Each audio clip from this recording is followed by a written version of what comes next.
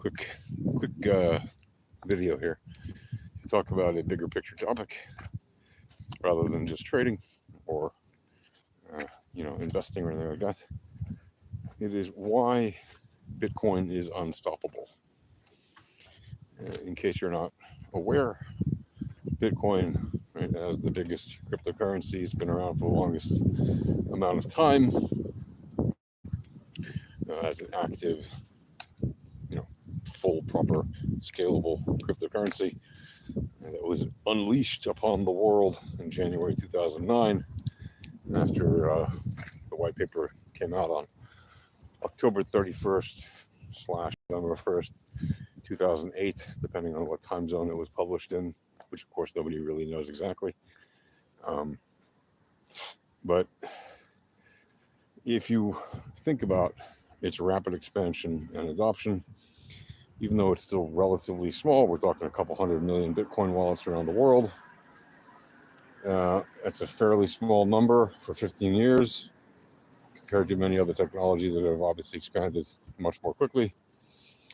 But it is rising in adoption at increased rates and is likely to become one of the quickest, most quickly adopted or widely adopted technologies in a relatively short period of time.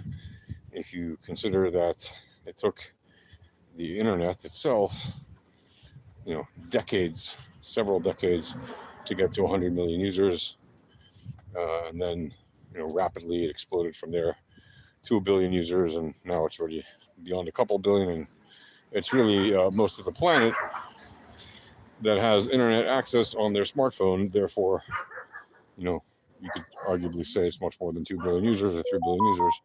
It's, the majority of people have internet access in some way through apps on their phones and SMS and everything else. So why is Bitcoin unstoppable? Well, Bitcoin is unstoppable for a lot of reasons. The first reason being that it is uncensorable, right? You have a direct ability to use Bitcoin to send things through the Bitcoin network, Bitcoin and information attached to Bitcoin, like ordinals or messages and text or other information that you can send, with your Bitcoins to other people. And no one can stop you as long as you have direct control, meaning as long as the Bitcoins are actually in your custody, in your wallet, right? As long as you have access to your wallet and it's not being held on some exchange or some other custodial service, then you can send your Bitcoins to whoever you want, or your Satoshis to whoever you want, and no one can stop you, barring obviously external forces that may be physically stopping you, like, if you're being held under duress or something like that. But if you have, in a normal situation, you want to send your Bitcoins or your Satoshis to somebody and you have their Bitcoin wallet address and you're free to send to that address, there is literally nothing that anyone can do to stop you to do that, which means essentially, that gives you a financial freedom that other forms of transactions do not offer you. And why is this significant? Well, it's significant because in today's system of sending, whether it's financial transactions or even mail, right, packages or, letters or whatever it might be, even an email, right, with information you send through your ISP, all those things can be stopped by third parties, right, because you're sending through gateways that go through third-party systems, whether it's postal, an ISP, or any number of ISPs along the way between your email clients and the receiver's email clients. There might be, 100 computers or 1,000 computers in between those different places. Now, usually it'll be less than that, but there will still be at least one third-party provider along the way, unless you happen to host your own mail server and control the entire pipeline that you're sending through on the internet to the receiver. And that is, certainly something that can be done, but in most cases it's not. And obviously, if you're sending email to lots of people and they're not all working within your organization, and all working literally on your network, like your intranet or even your extranet, then it's not likely that you'll have that level of control, and you'll need to send to a third party at some point. The mail will have to be carried through a third party, which means it can be read, right? It can be, even if it's encrypted, the package can be stopped. Okay, even if they don't know what's in it, they can still stop the package. Bitcoin, on the other hand, is a P2P network. It's a math protocol that runs a P2P network that secures itself, and that allows you to transmit Bitcoins from one party to another and whatever else is attached to them without any third-party intervention required. Now, of course, you can have third-party intervention if you keep your Bitcoins on a custodial network, which is why Bitcoin OGs don't do that, right? Unless they're just trading or something and they temporarily put some of their Bitcoins on an exchange to run some trades and then put them back on their wallet when they're done trading. Of course, let's just say the most OG of OGs these days, if they're trading at all, and many are, but if they're trading, they will very often use DEXs, or they'll use exchanges, that they find to be reliable, and that they, hey buddy, hello. So he's good luck. Oh, so big. Yeah. Like you. Yeah, good girl. Good girl. See you. See you, man. I like seeing huge dogs. Kaseho, I don't know what that means. Maybe you're female. I don't know what that is. Hi, Rose. Hello. So Bitcoin basically is unstoppable because you can send direct peer-to-peer. It's also unstoppable because it is scalable. You can cut it down into pieces. It's divisible, and you can bring it with you, even just by memorizing your seed phrase. So you can transport it across borders. Right? You can carry it with you from one country to another, much easier than you could, let's say, bring fiat money, right? Cash, or even credit cards, or even gold or anything like that, right? Try bringing 10 pounds of gold across the border with you, and see how that goes. So, for those many reasons, it is unstoppable. It is also unstoppable because the number of nodes that mine and secure the network is continually growing, and the fact that the nodes are continually increasing, right, means that the network, and what that does is it creates a network effect where the more nodes there are, it doesn't just have more security per node at a normal rate, right? It's a network effect rate. So you actually get, I don't know, but I got cut off.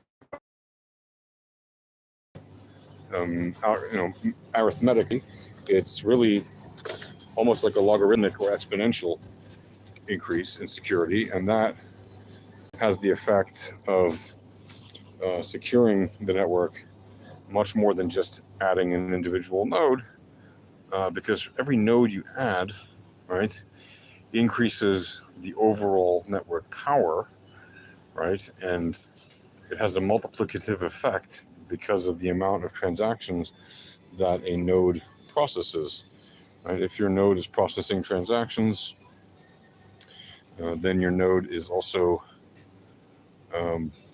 adding to the security, as well as if you're mining, right, then obviously you're increasing the mining power, right, of the network.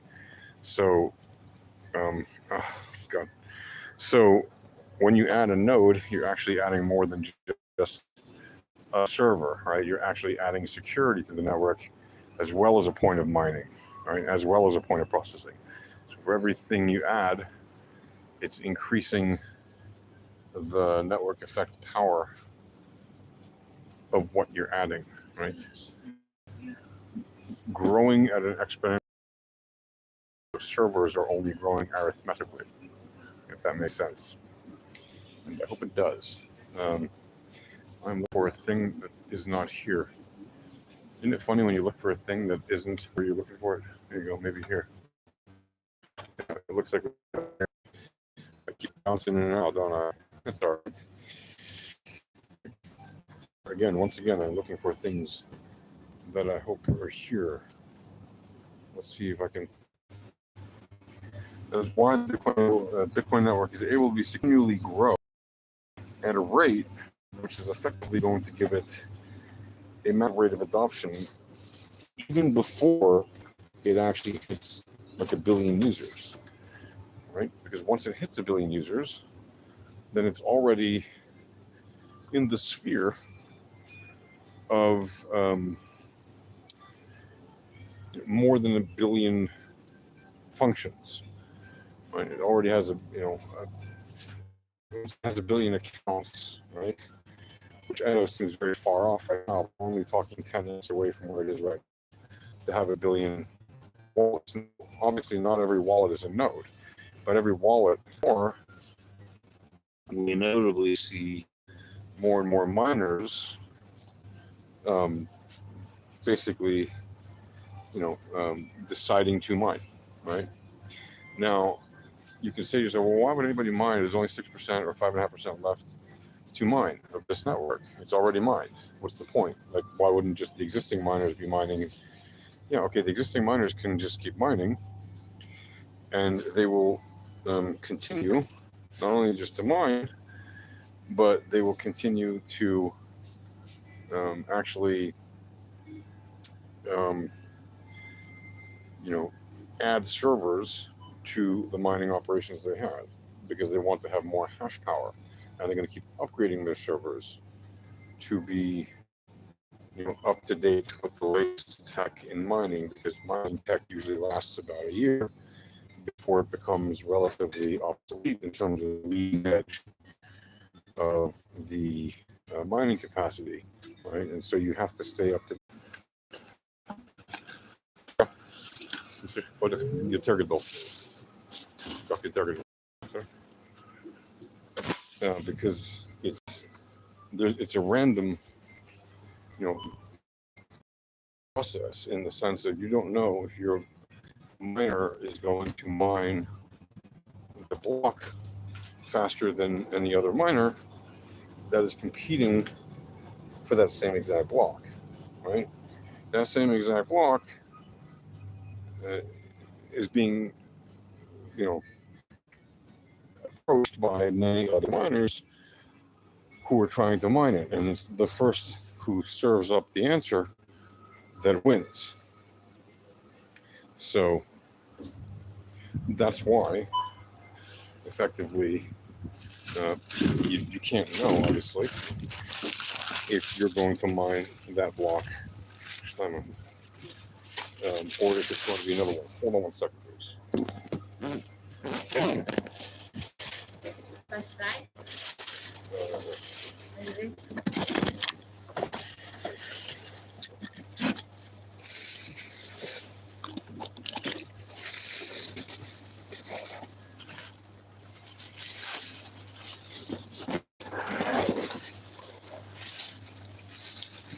Hold on 1 second, folks. Be right with you.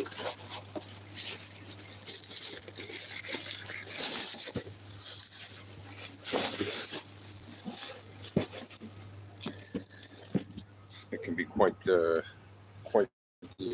exciting.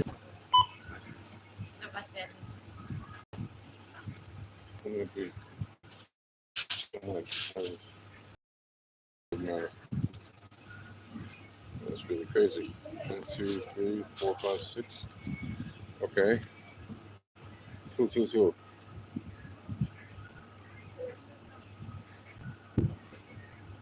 There you go. Okay.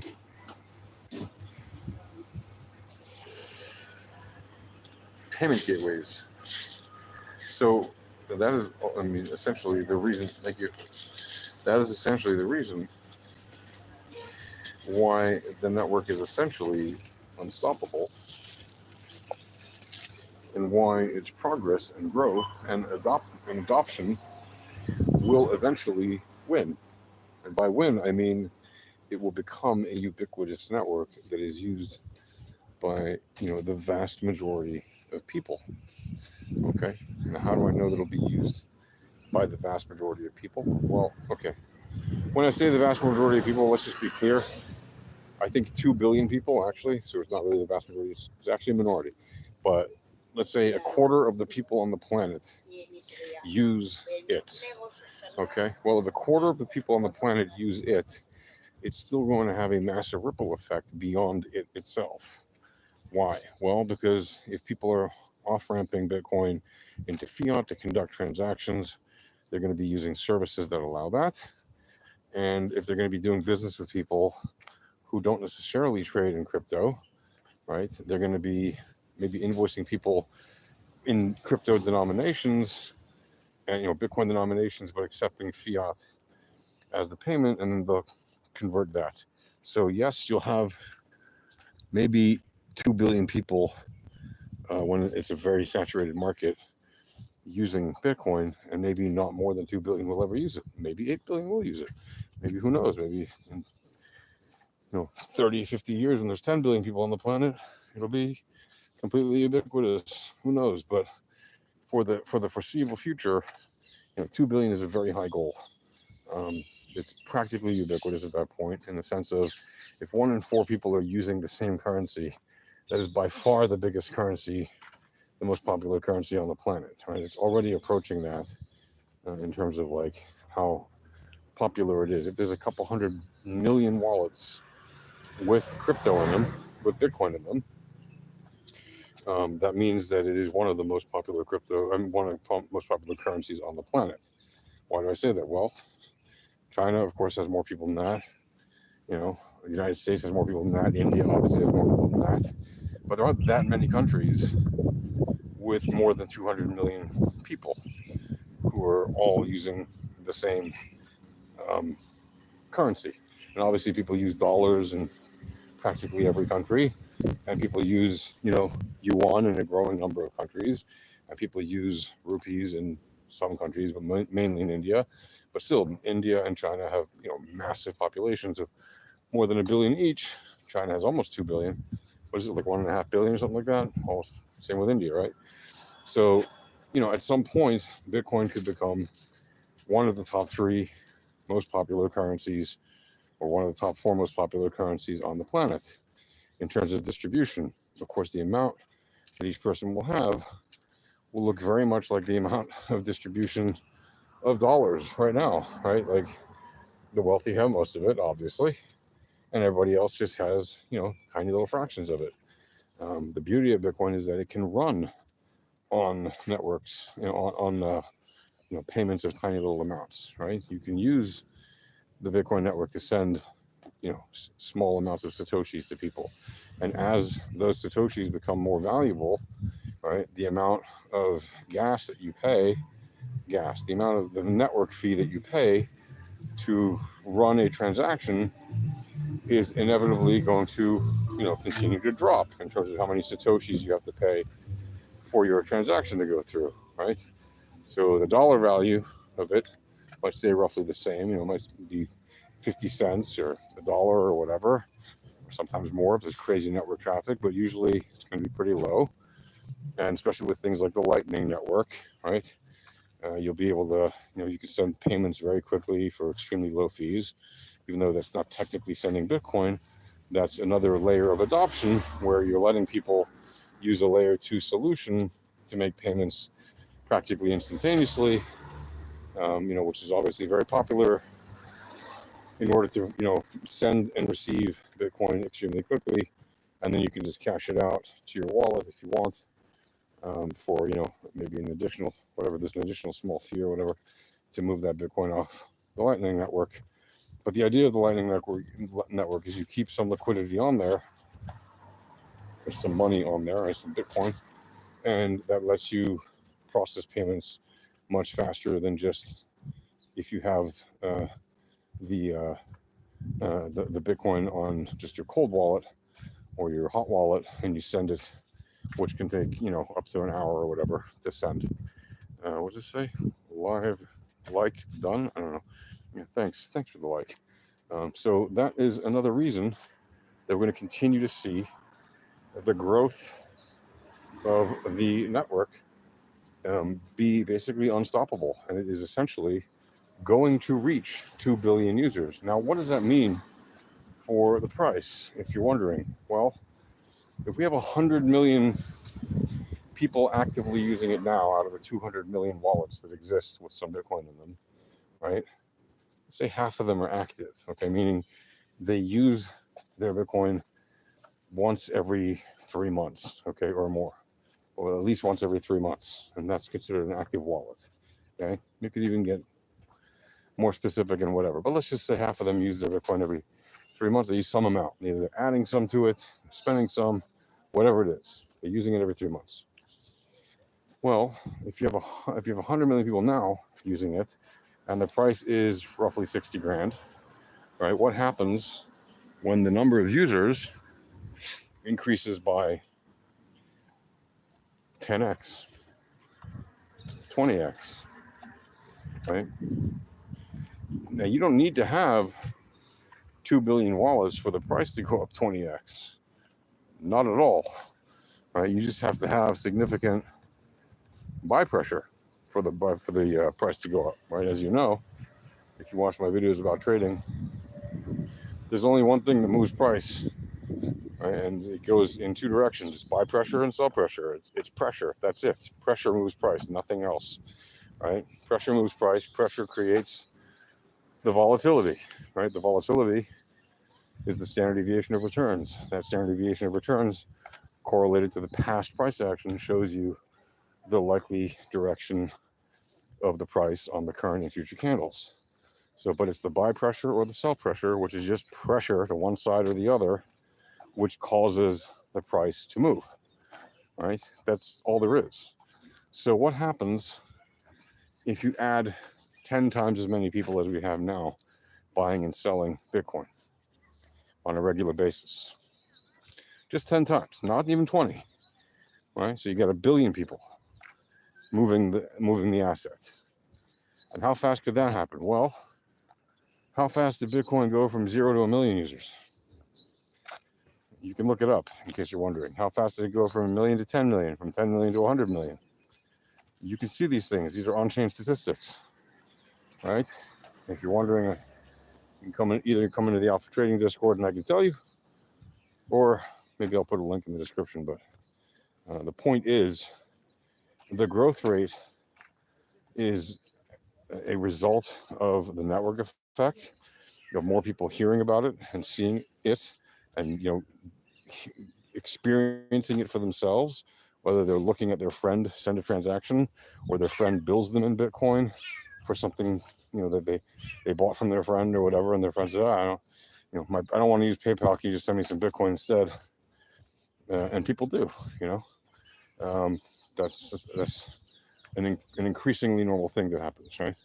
So what happens when you have an additional 10 times as many people than there are right now buying and selling it? The price is not just going to be 10 times more, right? No. The pressure, when you have 10 times more people buying something that is continually diminishing in its availability, and there's only 5.5% left to mine over the next 114 years. That's effectively nothing. That's less than the amount that's been lost. Okay? It's about a quarter of the amount that's been lost, or presumed lost, in the sense of it's inaccessible. A quarter of it. So whatever's left isn't even enough to cover, more than a quarter of what's already been lost. So there's basically none left. There's only a few 100,000 coins left that are exchangeable on markets. 400,000 coins were moved off the markets into cold wallets in like the last 35 days, in the 30-day period that ended somewhere like around the 5th of September or something like that. So from like the 5th of August to the 5th of September, something like that. 400,000 Bitcoin, not dollars, 400,000 Bitcoin were like 2% of all the Bitcoin were moved into cold wallets in 1 month. Normally it's like 10,000, 20,000, 40,000 on a big month, which is a big deal. 400,000 were moved into cold wallets off of exchanges in August. Okay. What does that tell you? And what does that tell you about? It tells you there's very little left. Okay. What else does that tell you? It tells you that the amount that is left for people to come and buy is so small that if you increase the number of people that want to buy it by even a few X, okay, you're going to see prices shoot through the roof, right? They're going to go absurd, right? Because there's going to be huge demand for something that has extremely limited supply. Well, if something has extremely limited supply and it has high demand, what? Poor guy has lost his savings. Who has lost his savings? If you see something that has extremely limited supply and very high demand, basic laws of economics 101 is that the price is going to go up. So keep that in mind. Capitalism. Yes, exactly. Capitalism. It's the beauty of Bitcoin. It is a wonderful form of capitalism. Absolutely. All right, guys, I'm going to go. I'll see you later. Happy Bitcoining.